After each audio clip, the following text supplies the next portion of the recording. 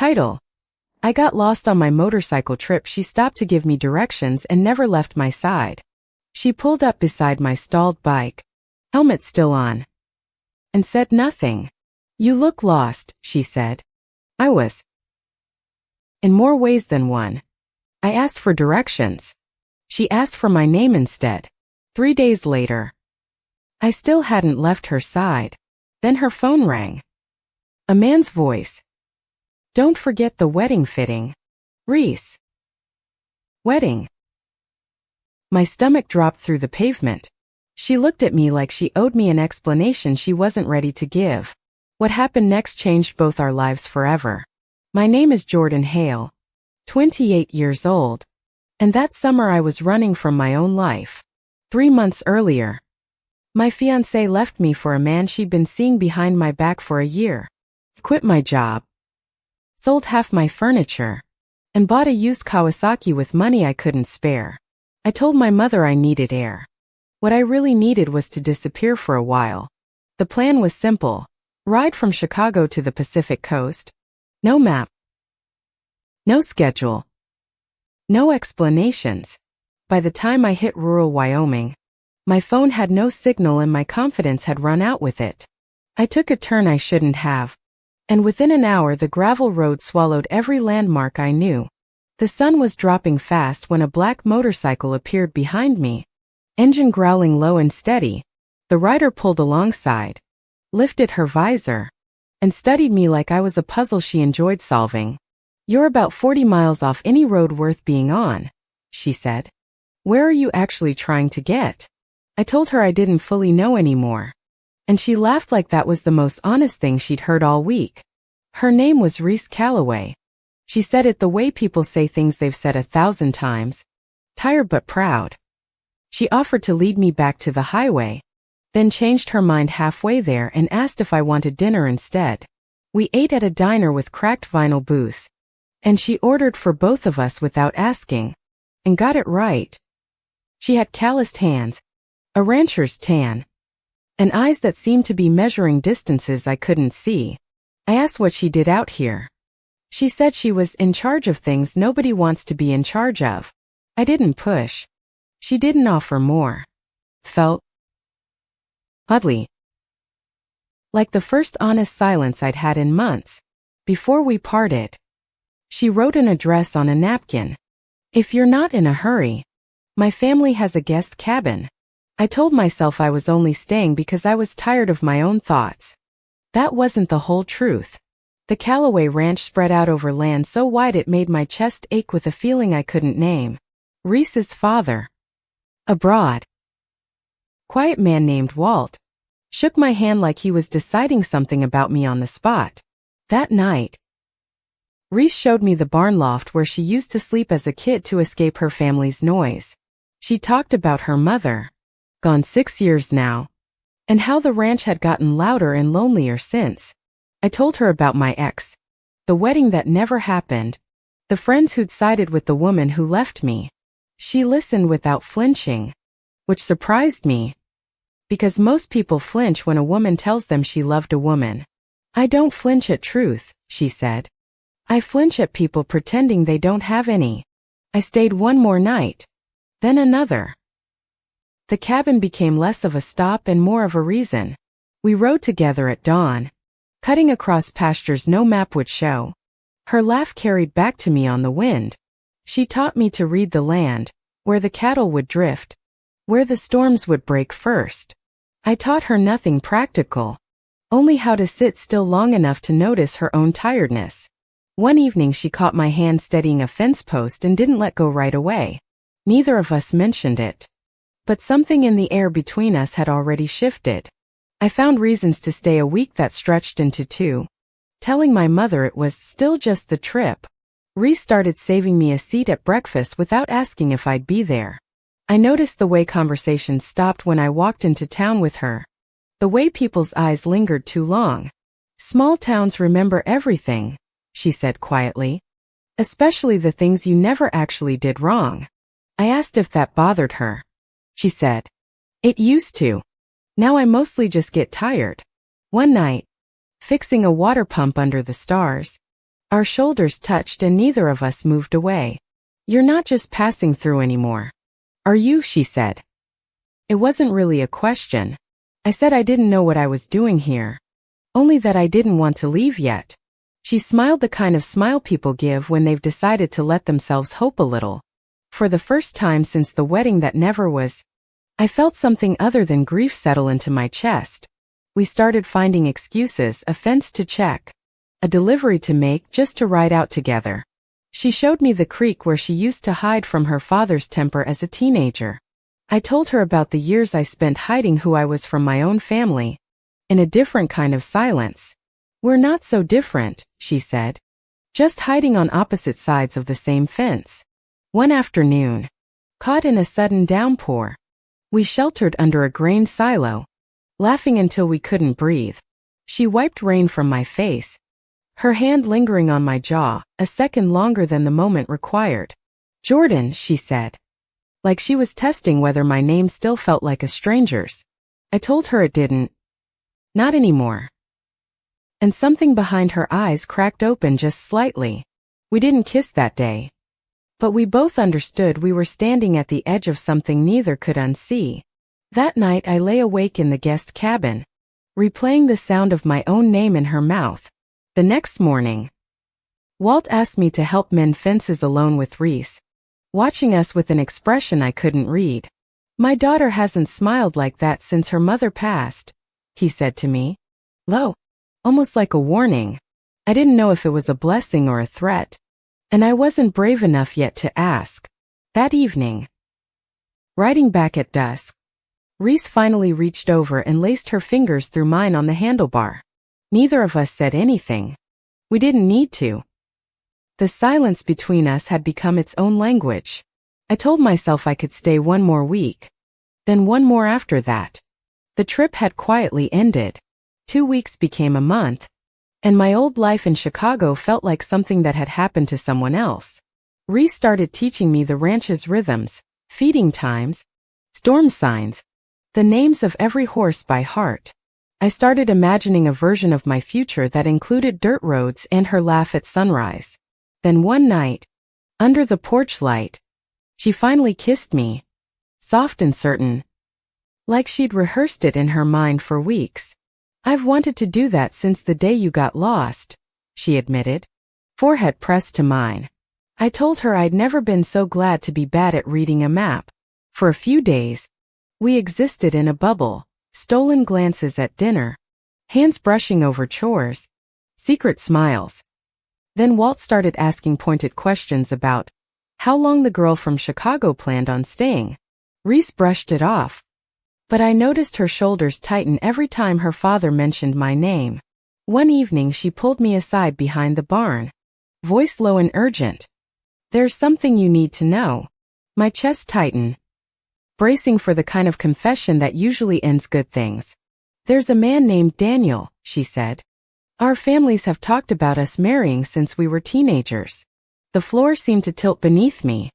"Talked about it," I repeated. "Or arranged it?" "Arranged," she admitted. "My father owes his father money from the drought years. It's more contract than romance." I asked if she loved him. She said, "No. But I've never told anyone that out loud until now." I felt something sharp lodge in my chest. Not betrayal exactly, but the fear of losing something I'd only just found. "Why didn't you tell me sooner?" I asked. And she said, "Because for the first time, I wanted something just for me. I didn't know whether to be angry or heartbroken, so I settled for both, quietly, all night long." The next morning, a truck pulled up the drive, a tall man in a pressed shirt, smiling too easily. "That's Daniel," Reese whispered, and I watched her posture change. Drayton. Perform a version of herself I hadn't met yet. He shook my hand politely, called me Reese's new ranch hand, and I let the lie stand, though it burned. Over dinner, Walt talked about the engagement like a business merger finally coming together after years of delay. Reese barely touched her food. I barely breathed. Daniel talked about wedding dates like they were already decided. Later. Alone. Reese apologized for the performance. It's not real, she said. None of it feels real except you. I told her performances have a way of becoming real if you say them enough times in front of enough people. Then help me stop saying them, she said, gripping my hand like it was the only solid thing left. But the next day, Walt cornered me by the stables, voice hard. You should think about heading home soon. Jordan. It wasn't a suggestion. It was a man protecting a debt, a legacy, a version of his daughter's future. I told Reese what her father said. She went pale. Then furious. Then quietly. Terrifyingly calm. He doesn't get to decide who I love, she said. Even if he thinks he's deciding who I marry. That night we didn't sleep. Just talk. Mapping out impossible plans with no real shape yet. I offered to leave. To make it easier for her. She grabbed my wrist. Don't you dare. For the first time, I saw fear in her, not of her father, but of losing the one honest thing she had. We agreed to keep things quiet a little longer, buying time neither of us fully trusted would hold. Daniel started visiting more often, and each visit, Reese grew more distant with him and more desperate with me. One afternoon, Daniel found us laughing too easily by the creek. And something in his expression sharpened. You two are close, he said carefully. And I felt the ground shift under a lie about to break. Reese laughed it off, called me a good friend. And I swallowed the sting of being reduced to that word. Later she apologized, said it was survival, not denial. But the word friend sat in my chest like a stone. I started to wonder if I was a summer distraction in someone else's carefully planned, permanent life.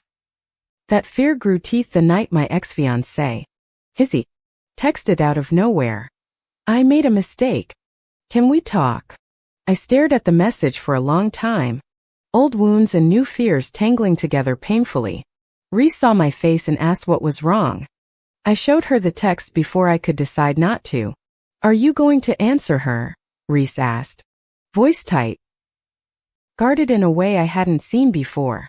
I don't know, I admitted, and watched something close behind her eyes like a door swinging shut. For 2 days, the warmth between us cooled into careful politeness, both of us protecting wounds the other couldn't see. I finally told her the truth. Casey was my past, but Reese didn't know yet if I was her future. That's the problem, Reese said quietly. I don't know if I get a future to offer you. We sat in that admission together. Two women terrified of different versions of the same abandonment. Then Walt collapsed in the barn one morning, clutching his chest, and the whole ranch erupted into panic. I drove while Reese held her father's hand in the back seat, both of us silent, praying in different directions. At the hospital, doctors said it was a mild heart attack, stress-related, survivable if he changed his life immediately. Reese sat outside his room for hours, guilt and grief tangled together on her exhausted face. This is my fault, she whispered. The debt, the wedding, all of it. Keeping him this stressed. I told her that wasn't true, but I wasn't sure either of us believed me completely. Daniel showed up at the hospital too, and for the first time, I saw real concern on his face, not performance. Later, in the hallway, Daniel pulled me aside, and what he said next I never expected to hear. I know about you too, he said quietly. I've known for weeks. I'm not blind. Jordan. My heart stopped. I braced for threats, for anger, for the end of everything we built in secret. Instead, he sighed, rubbed his face, and said, honestly, I'm relieved. This marriage was never my idea either. He admitted his own father had arranged it too, and he'd been quietly seeing someone else in the city for a year. We're both just paying off our father's pride, he said. I'm tired of pretending too. For the first time, hope cracked through the fear. Thin but real.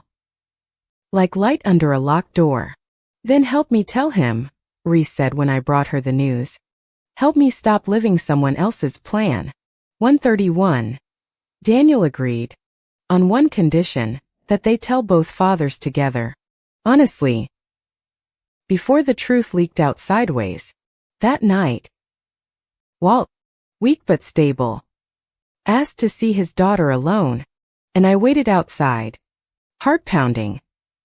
When Reese came out, her eyes were red, but something in her posture had straightened, unburdened. He knew, she said, stunned.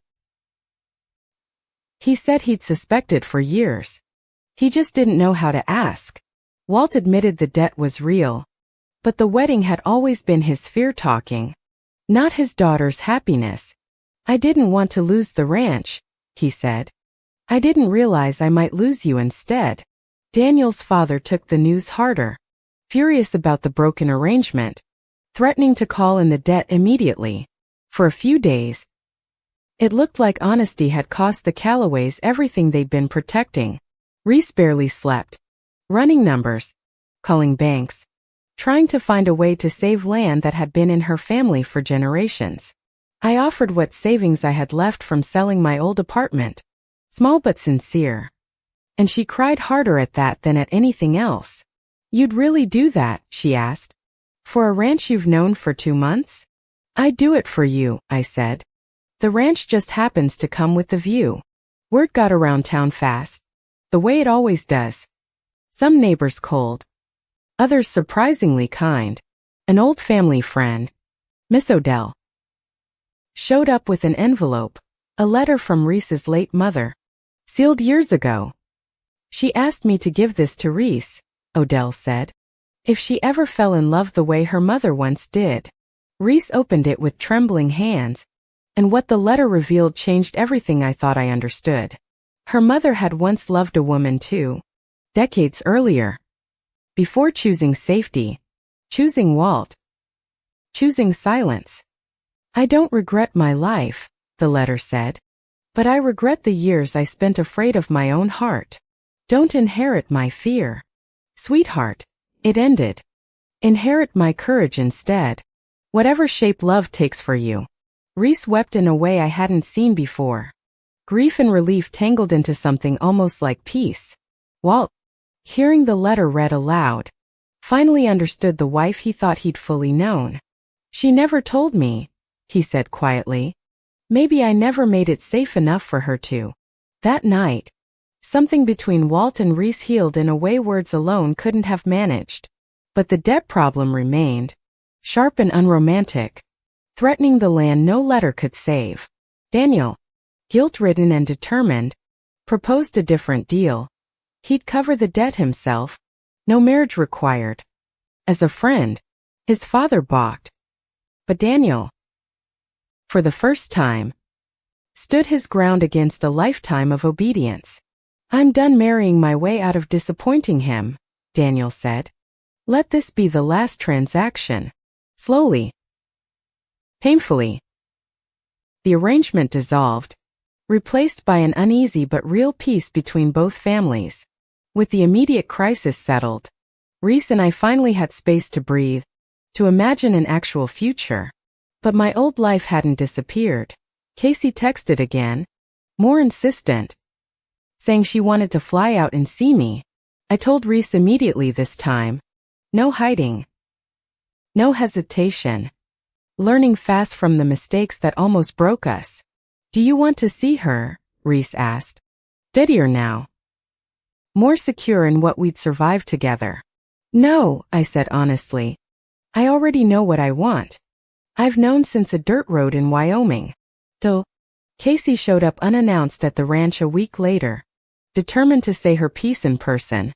The two women who represented my past and my future stood 10 feet apart, and I had to choose, out loud.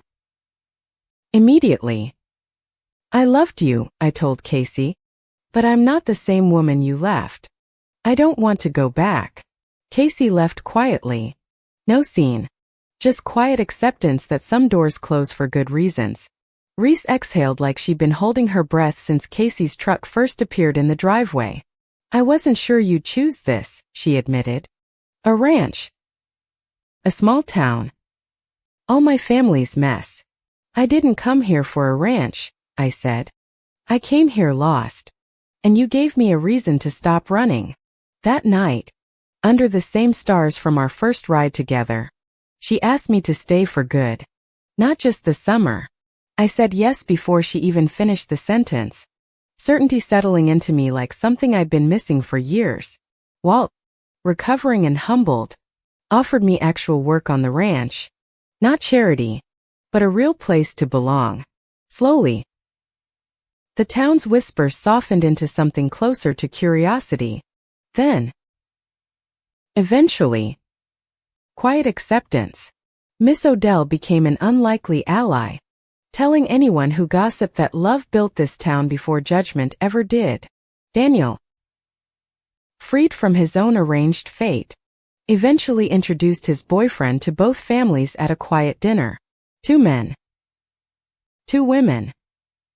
2 families who'd nearly been torn apart by old debts and older fears, learning new honesty together. My mother, hearing the whole story over a long phone call, cried. Then admitted she'd always suspected, always hoped I'd find this. She booked a flight to meet Reese. Nervous but willing. A small crack of light in a relationship I thought was permanently closed.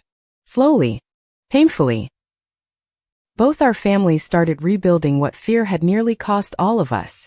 I sold my apartment lease for good. Shipped the rest of my belongings west, closing one life to open another.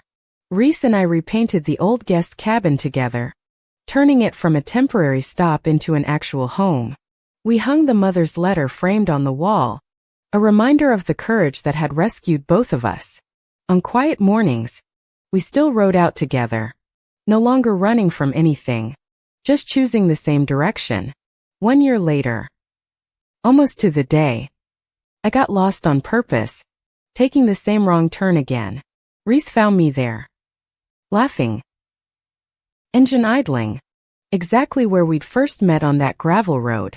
You're lost again, she said, echoing her first words to me, smiling like she already knew the answer. No, I said. For the first time in my life, I know exactly where I am. She got off her bike, knelt in the dirt road that started everything, and opened a small velvet box. Marry me, she said. Not for debt. Not for family pressure. Just because I choose you. Out loud. Forever. I said yes on that same dusty road. Tears mixing with dust. Laughter mixing with disbelief at how far we'd come. Walt walked her down a makeshift aisle in the barn, tears in his eyes. Finally proud without hesitation. Daniel stood beside his boyfriend in the front row, both of them finally living lives that were fully their own. My mother sat beside Miss Odell. 2 unlikely friends bonded by watching 2 women choose bravery over fear. We said our vows under the same sky Reese's mother once loved beneath, her courage finally honored, finally free. I got lost on a motorcycle trip, I told our small crowd, and found the rest of my life instead. Reese squeezed my hand, steady the way she'd been steady since the very first wrong turn. The ranch that almost tore us apart became the place that finally held us together, whole and unhidden. Some nights, I still think about how one wrong road changed everything I thought I knew about love. But mostly, I just think about how right it feels, finally, to stop running and simply stay. We built a life neither debt nor fear could touch, one honest morning at a time. And every year, on the anniversary of that wrong turn, we ride the same gravel road together. Just because. Not out of habit, but out of gratitude. For the woman who once stopped just to give me directions. Andy.